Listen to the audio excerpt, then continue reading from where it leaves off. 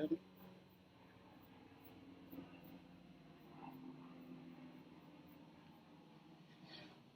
Okay. um, the Cold War is a huge area of inquiry in U.S. history in particular. And in the last, I don't know, 10, 15 years in particular, there's been a lot more emphasis placed on kind of the culture of the Cold War, not just the politics, but the culture as well. So, sort of like we did before, I wanted you to think about the intersections of culture and politics, right? How do they come together? How are they um, combined and almost inseparable in many ways?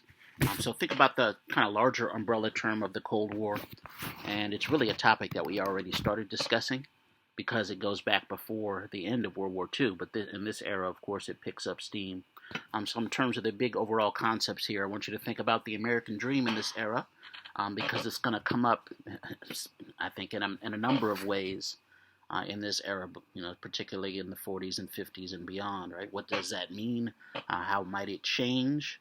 In some ways, how is it defined in opposition to something else, right? The kind of, the Soviet dream is going to look very different than the American dream. And so what I want to do is think about the issue of perspective again.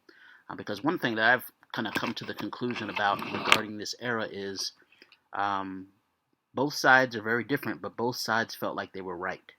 Right, both sides feel like they're on the right, and the other side is out to destroy them, and that can be a very powerful thing. That can be an incredibly powerful thing, as we've seen in other ways. So, part of why I argue the Cold War lasts so long is that both sides felt like they were right. Right, both sides really feel like it's a life and death kind of struggle, especially emerging out of World War II, this incredibly bloody sort of moment. And neither side is really going to be willing to kind of give in or compromise because they felt like that essentially would be losing. So think about this notion of the American dream. Think about our concepts of imagined community and how you really have the development of two distinct imagined communities, East and West, led by the United States on one hand and the Soviet Union on the other hand. It's almost like everybody else was forced to fall in line, right? It's not really a choice. By the 50s, you line up with one side or the other, essentially. Um, and I think the world is watching this conflict to see who's going to win and decide which side they're going to line up with. And so that also raised the stakes in terms of the Cold War. So I want to talk a bit about that. Some of this is going to go back into the 30s and 40s, right, the period we've been studying, because there was a fear of communism spreading here, as we know, all the way back to its birth with World War I. Into the 20s, into the 30s, the kind of Red Scare that will become a Cold War. So keep some of these bigger concepts in mind. This notion of the battlefield and the home front is connected. The tremendous fear in this era. I remember in the 1980s being in elementary school and literally doing the duck and cover drills in school, right? Similar to like a fire drill.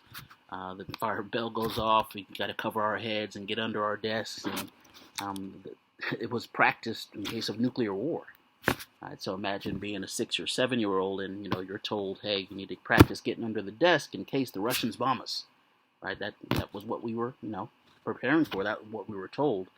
And so it's something that you learn from a very young age to fear, to be afraid of, for better or for worse. I'm not saying it's a good or a bad thing. I'm saying that that's what it was as a 6 or 7-year-old. There's some video of these types of duck and cover drills and things as well.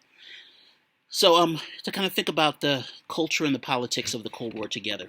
The video does a good job of that too. I stopped it really in 1949, 1950, when several important things were happening, right? Especially the quote-unquote the fall of China, when China goes communist. That was tremendously scary for the West as well, because that's essentially a third of the world's population suddenly identified with communism, and that's going to be very scary for the West as a moment. It's also the year that the atomic bomb, right, is going to be the property of the Soviet Union, and so the atomic age is definitely upon us by that point. So there's a lot of things happening in this period that are extremely scary for those that are living through it, and I think that to try to put ourselves in the position of those folks is difficult, but is sort of necessary. Um, some say that in the kind of immediate aftermath of World War II, U.S. politics would shift to a more conservative position. Again, some of it's out of the fear, some of it's out of the carnage of World War II itself, perhaps. There's this fear that maybe the war isn't really over, that we need to immediately begin preparing for war with the Soviet Union. Some argue that the dropping of the atomic bomb on Japan was as much about a warning to the Soviet Union as it was about ending the war with Japan. Right? All these ideas are floating out there. And again, I want you to think about perspective here. There is a genuine fear in the U.S. that the Soviet Union is going to come invade and communism has to necessarily spread here, that we're necessarily enemies. I think there's also a genuine fear in the Soviet Union that we're going to do the same thing. But it seems strange from our perspective to imagine it that way, but from a Soviet perspective, you have at least 20 million dead in World War II.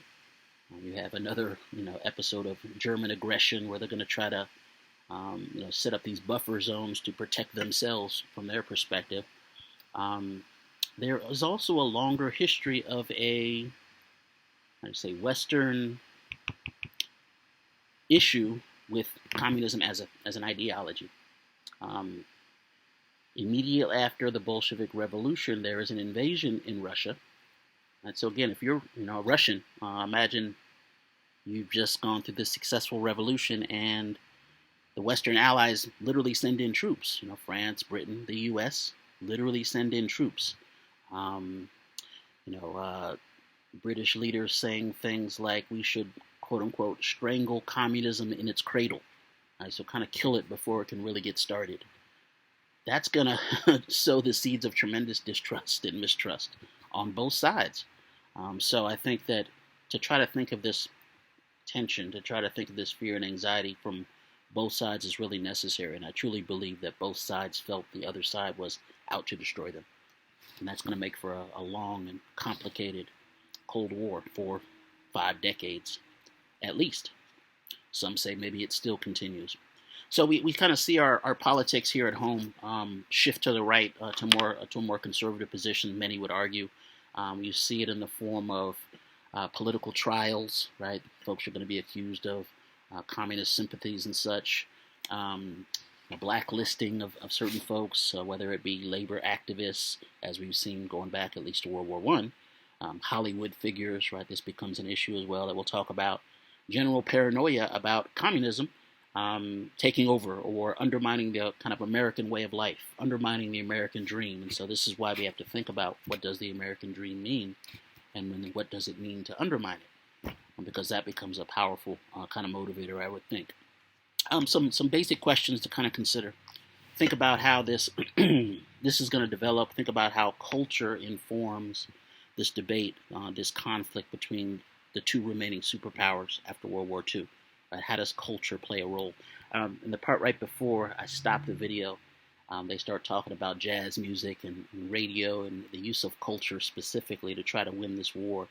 They've shown some clips of movies, for instance, including the famous film Meeting on the Elbe, right, where they depict in a film the kind of meeting of these two soldiers and these two armies on the Elbe River, but they change it, right? The history has changed. So the soldier that they were interviewing there talks about going to a theater in Russia and seeing himself depicted, right? His meeting with this American soldier, and there's this famous picture of them hugging and all that. But it's a very different picture, right? He's like, this is not what happened, right? It's propaganda, essentially. But he knows that he also has to be very quiet about it, otherwise something might happen to him, right? He might get a knock at the door. Right? This is how serious it's become, where history itself becomes a weapon. So I think it's interesting to think about that. And again, our depictions of the Soviet Union would take on a similar cast. But again, it goes back further. So we want to talk about that. We want to talk about culture. Want to kind of predate this back to the Second Red Scare, even before the war is over, even during the Depression. Some events start to happen that show a fear and a hostility against communism, right here. The Truman administration, after Franklin Roosevelt passes away near the end of World War II, with about a month left, Truman will take over. So it's actually Truman that decides, to end the conflict with the atomic bomb. It's going to be Truman that's setting the immediate post-war kind of agenda in many ways, and in some ways setting the stage for how we will fight against and resist communism. So think about this Red Scare. I'm going to take it back to the late 30s. May 26, 1938. May 26, 1938. Congress will organize what is called the House Un-American Activities Committee. House Un-American Activities Committee, or HUAC. HUAC is the acronym we often kind of see for this. But again, it's interesting that this is during the Depression. Right? This is 1938. This is before we've even entered the war. That there's a fear of kind of radicalism, as we've seen, and much of that's going to ultimately be directed specifically at communists. Initially, it's set up to investigate American fascists and communists, right? But it quickly becomes more specifically anti-communist. Labor leaders might be accused of being communist in this sense because they're trying to undermine capitalism, right? This notion of two ideologies, communism versus capitalism, right? The free world versus the East, right? These are how these things will be set up. So any attack on that, any attack on the American dream might be interpreted as communist-inspired, communist-influenced. So 1938, May 26, Congress sets up this HUAC. It's going to concentrate on labor activists, labor unrest. It's going to concentrate on radicals and kind of put them under this umbrella of communism. HUAC will eventually make its way to Hollywood. Right? So by the 40s, shortly after the war, 45, 46, 47, HUAC is in Hollywood looking at actors that they feel are too left-leaning, too radical. People will be brought before Congress to testify. They would be asked about fellow actors and directors and writers. They would be asked if you're communist. If not, can you tell us anybody who is, right? So again, even though we pride ourselves on freedom of speech and assembly and politics and these kinds of things, to be identified as a communist in this era has implications. Lose your job, for instance, be blacklisted and not hired by anybody else in town. I think I told you the story of one of my advisors, his family, Paul von Blum, who gets blacklisted in his union and has to leave Pennsylvania and come to California, right, to find work. These are the types of things that can happen, can end your career as an actor or as any other job, really. One young actor that was willing to name others who he thought might be radicals, who he thought might be communists, was a young actor by the name of Ronald Reagan. In 1947 or so, he is brought before HUAC. He had come to Hollywood as a New Dealer. Right? He had come as sort of a supporter of Roosevelt's New Deal. But again, remember how many will come to interpret the New Deal as socialism, as un-American, as too radical. And so as we start to fear communism more and more, I think we start to reinterpret even some of our own practices and traditions. So Reagan initially comes as a New Dealer, but he'll actually kind of switch affiliations and become more conservative Republican. We know that he later becomes governor of California and president, right, in the 1980s, one of the more important presidents. So you start to see a shift among a number of folks in this period who start to reinterpret, their position of the American dream, perhaps. Their vision of the future might be shifting. HUAC doesn't really uncover too much in Hollywood, right? A number of folks will be brought. You kind of had a difficult choice when you get called before HUAC. Do you tell them whether or not you're a communist? There's this famous footage of some people saying, and I refuse to answer, but that can be seen as, guilt, basically. Or folks refusing to inform on other folks, that can be often interpreted as kind of guilt. So even a denial might mean the end of your career, and a lot of folks see themselves blacklisted in this period. Studio executives, directors, and others might start to crack down on actors as well, right? This notion that if you're a communist, you're unpatriotic, right? You're no longer perhaps a part of the imagined community.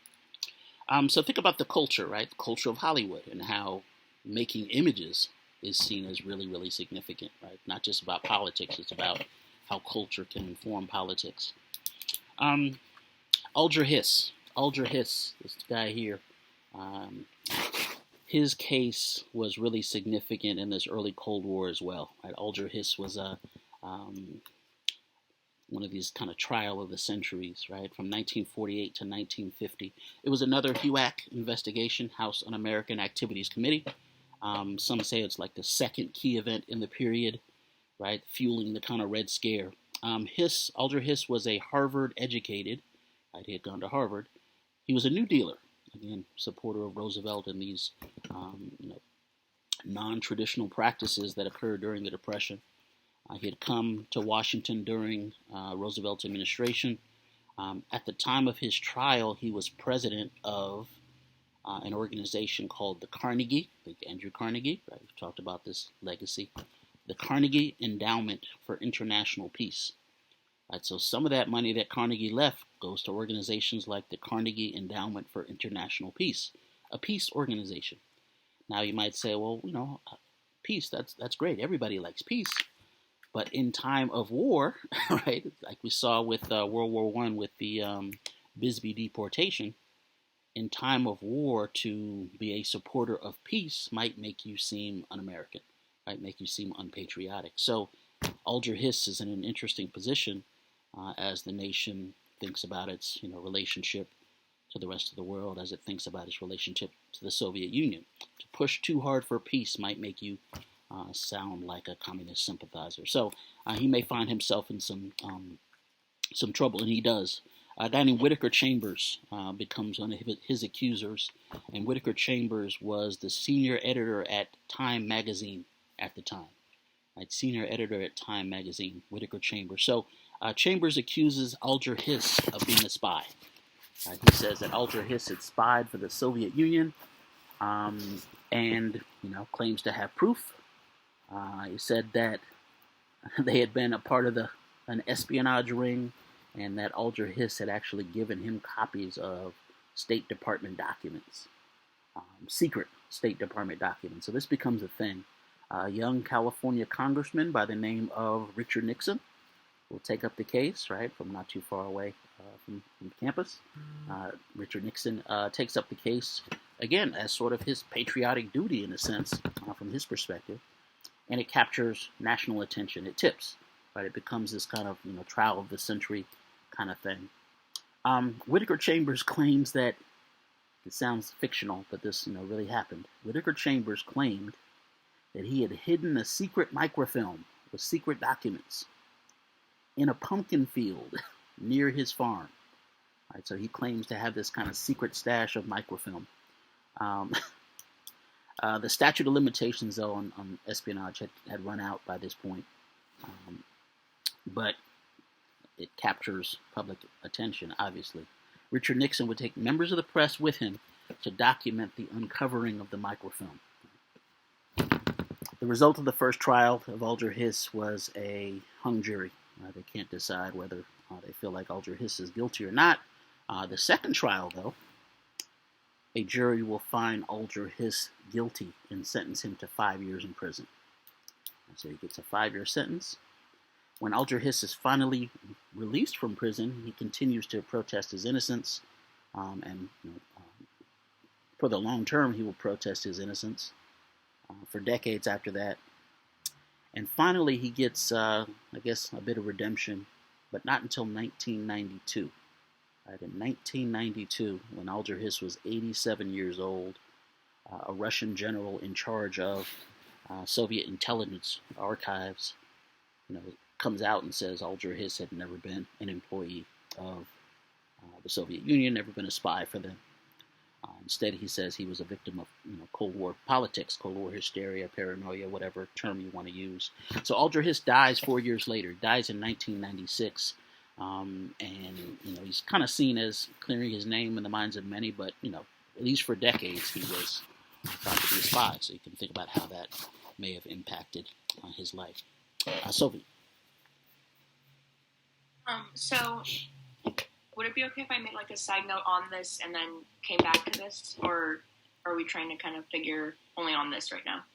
It's up to you. You had a point about Ultra His specifically, or about the Cold War? More about the Japanese internment Okay. thing that we were talking about. Yeah, if it ties back into So your points about the project, that's fine. We can do that. yeah. So for me, I was just thinking about this before. Would it be fair to say, as one of my points, that maybe the whole thing that drove them to make the internment camps happen wasn't really the bombing of Pearl Harbor, and that it probably would have happened regardless of the bombing or not, because they were attacking other minority races too. It wasn't like they were waiting for just the Japanese Americans to do something to push it over the edge. Like, would it be It's a good point. okay to say that maybe it would have happened either way? It's an interesting point, right? Because I think you're kind of making the case that it wasn't just about racism. It's more about this notion of loyalty and patriotism that sometimes uses the language of race, right? Because that might be a way of separating out some. But yeah, I think that's a useful point and argument. And also, I'm thinking about the timeline, right? In the same way that Okihiro made that case in Cane Fires, that a lot of those internment plans were already set up before Pearl Harbor. We can see here that a lot of these fears and anxiety and tensions were already in place, right, before the end of World War II. A lot of this stuff is happening in the 30s, right? A lot of stuff is happening during the war, and of course it kicks into high gear after the war. So that can be good evidence too that there are already these thoughts, at least. Maybe it's more complicated. Maybe that's a good way to say it. I don't want to. So I could say that it probably would have happened regardless of the bombing or not. Yeah, I think that would be a fair statement. Okay. Mm-hmm. I just didn't want to say something and then have it not be, Not really, because that's your argument, right? That's right. That's now. How do you support it, right? That would be the case. Why do you believe that? That's what you should tell us about in the papers. I believe this because, right? It's really more about the explanation than just the statement anyway. But I think all of this can be useful for that, right? It changes the timeline. It kind of complicates, some of the reasoning, some of the motivations behind it.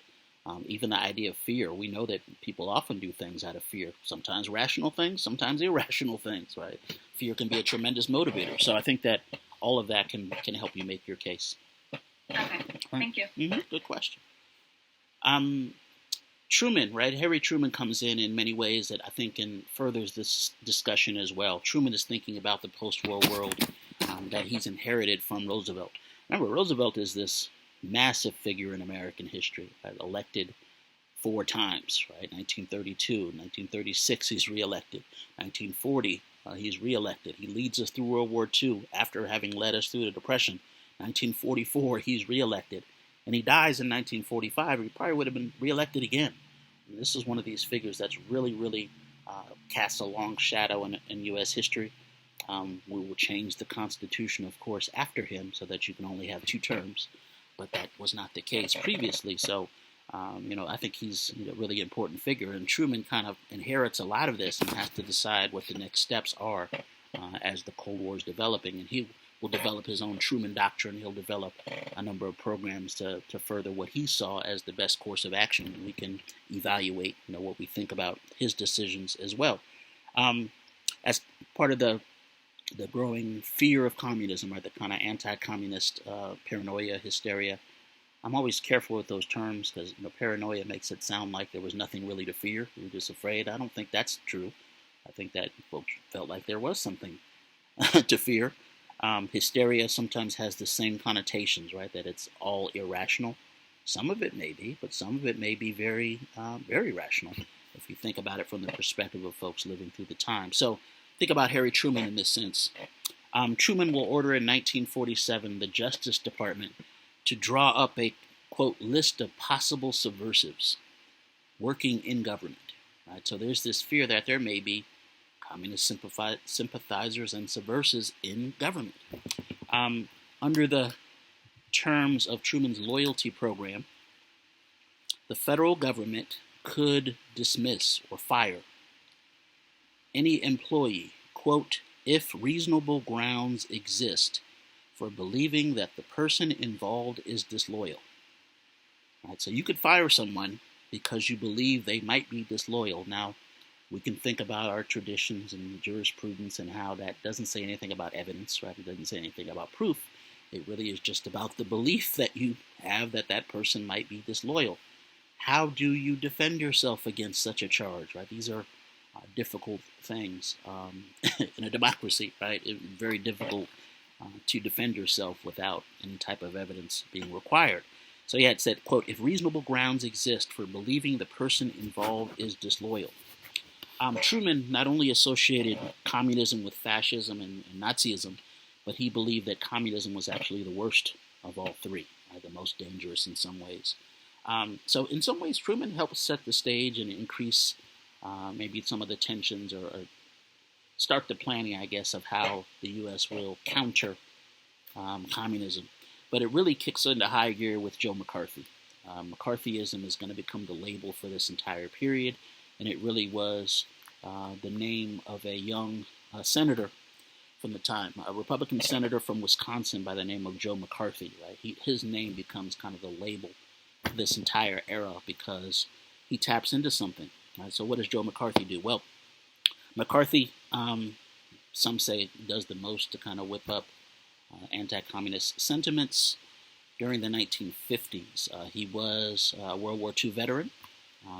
His nickname that he liked to popularize was he was Tail Gunner Joe. Some said he didn't, see too much action in the war, but he was a veteran, definitely. He's elected to Senate in 1946. Right, so the year after the war ends, he's elected to the Senate.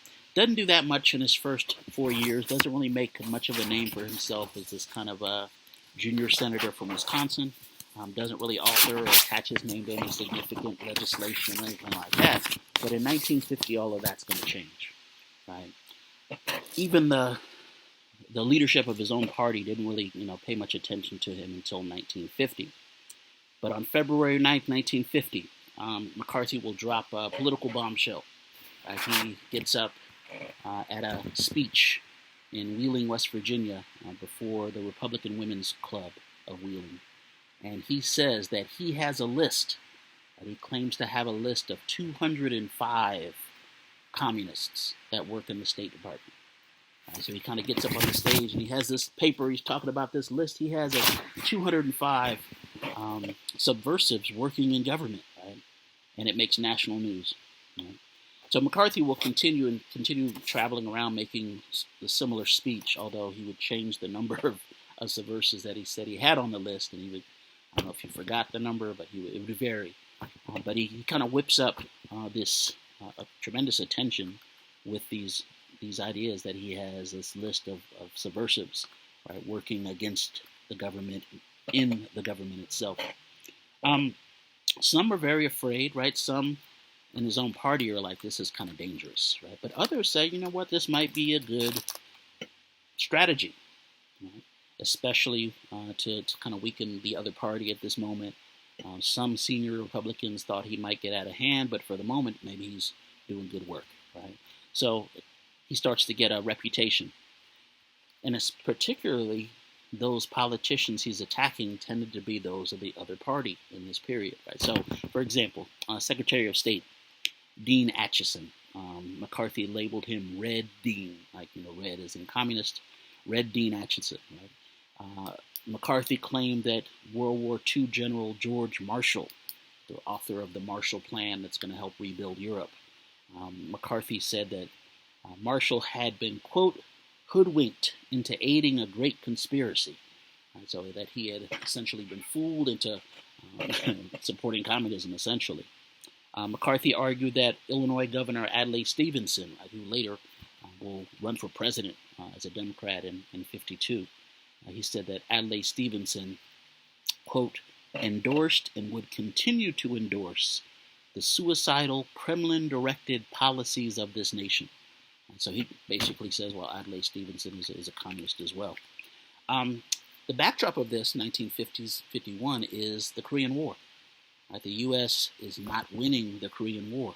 And so many come to feel like this first lack of a victory in the military, theater, this first defeat, has to be the result of something. Maybe it's the result of communism government. Maybe it's the result of people working against their nation. So some say that this context played into that, right? This notion of the Korean War that doesn't seem to be successful at that time. Okay, this is more the political stuff, but I want you to think about the impact on culture, right? And particularly how uh, conformity will become the watchword, right? Whether you wanted to or not, you're pushed towards conformity in this era, right? You're pushed towards um, staying in line because stepping outside of that line might seem un-American, right? Might seem unpatriotic. So I'm going to give you a couple of examples of the conformity.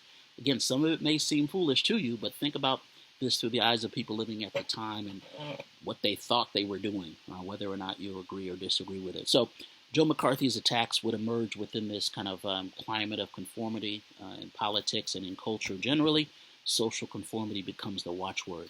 For example, during this time, one state would require pro wrestlers.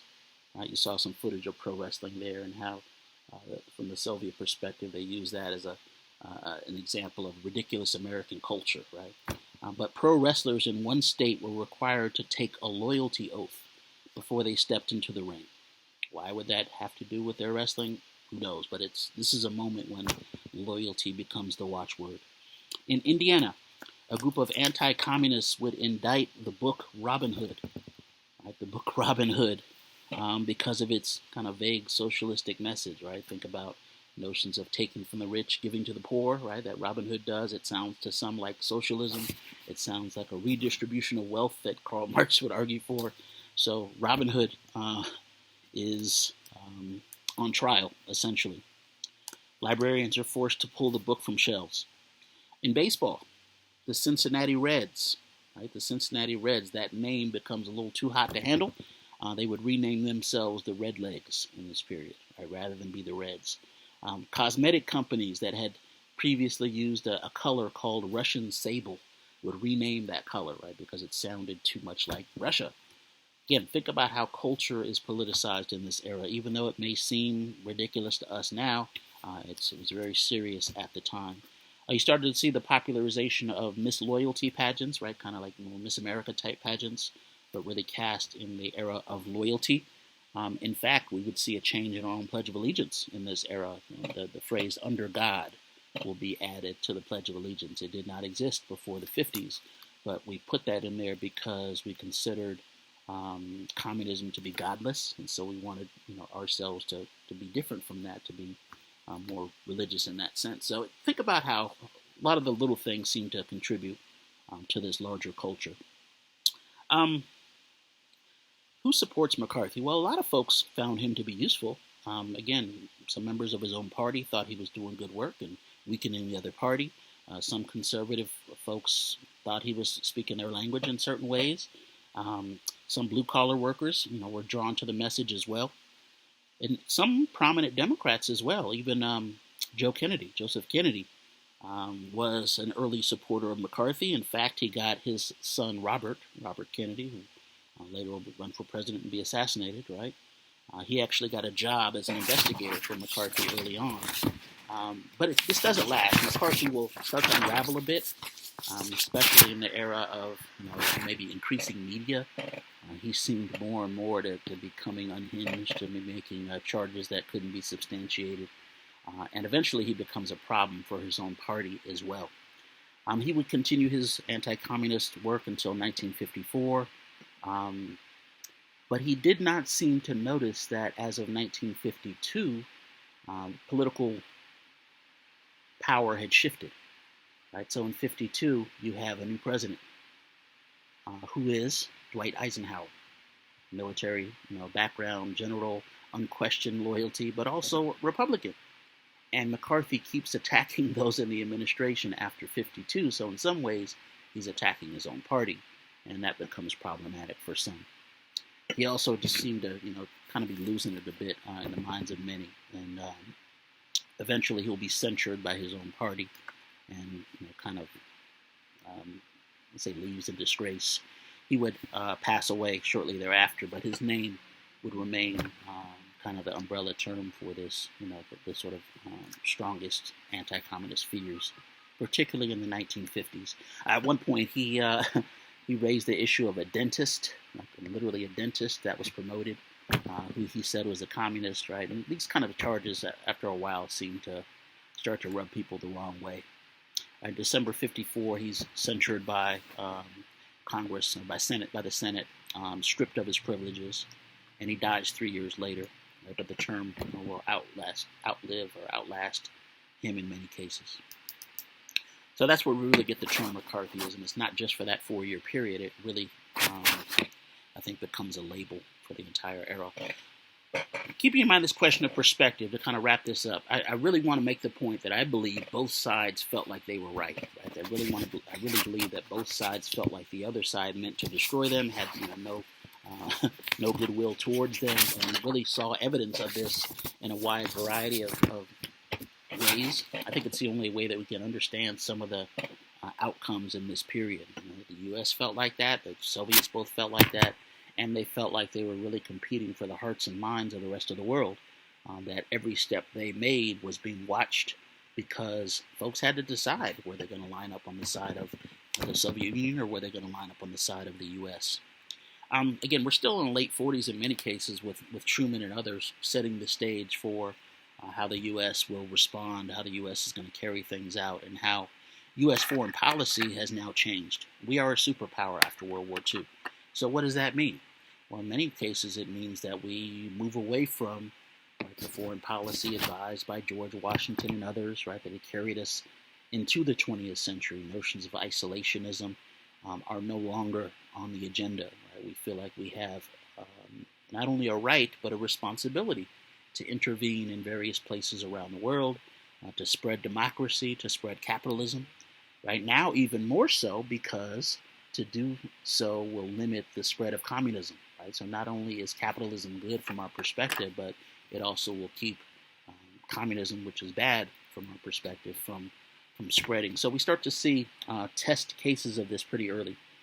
The video talks about Berlin, The Berlin airlift will be one of these tests between the U.S. and the Soviet Union.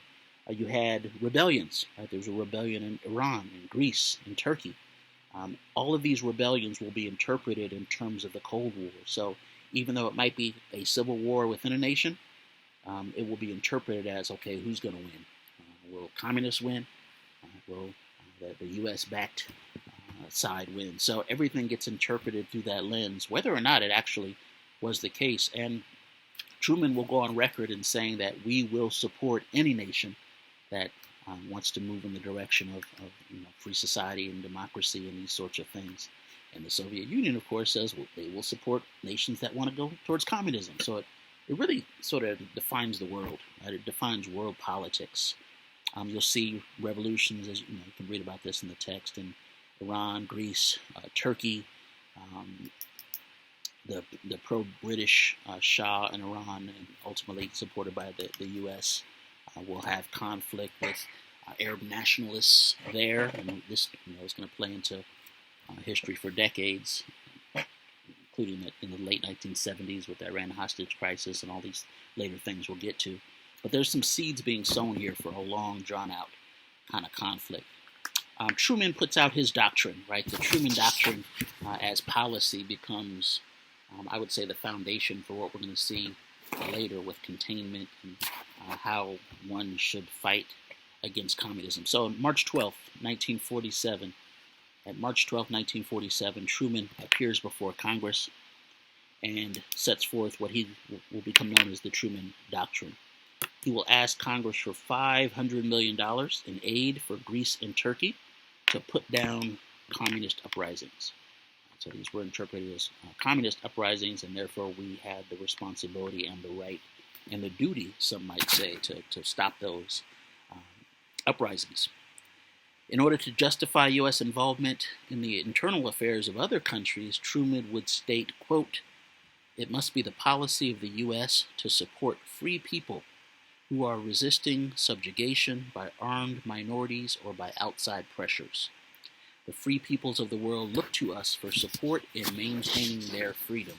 So I think part of what you see in that statement is, again, a departure from this notion of being isolated, or a departure from this notion of staying, west of the Atlantic and not concerning ourselves with other nations' affairs.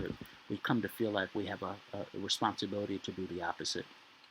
So this doctrine will not just affect Greece, right? For the next several decades, other leaders will refer to it and build upon it. We're going to use it as justification in the conflict in Korea. It will be used in justification in the conflict in Vietnam and other countries as well. And in some ways, it's the only way that these conflicts so far away make sense.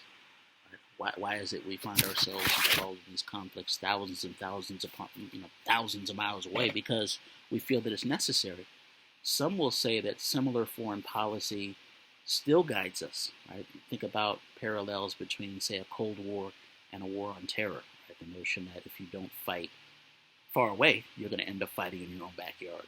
And so this notion of the Cold War and the war on terror is still something that people equate, for better or for worse. Like foreign policy advisors still kind of use that logic. I wanted to spend some time with this, though, because we often skip over this early part of the Cold War. We often think about the 50s, 60s, 70s, 80s. But the fact that it starts even before World War II ends, and the fact that it was already so intense years after the war, I think is important for our purposes, especially as we think about kind of the home front, right, during and after the war. Some of the fears, some of these tensions are guiding the decisions that individuals are making. So I thought it was important to kind of touch on that now. What we'll do next time is continue that conversation into the 50s, 60s, and see how it intersects with, say, civil rights, right? Because if the American dream is under attack, what does a figure like Martin Luther King, how does he figure into that? Because he seems to be attacking the American dream as well in the minds of some. Or even radical feminist leaders seem to be attacking kind of tradition in the American dream in this way. So we'll talk about how we're going to see the intersection of other strategies and political directions in later periods.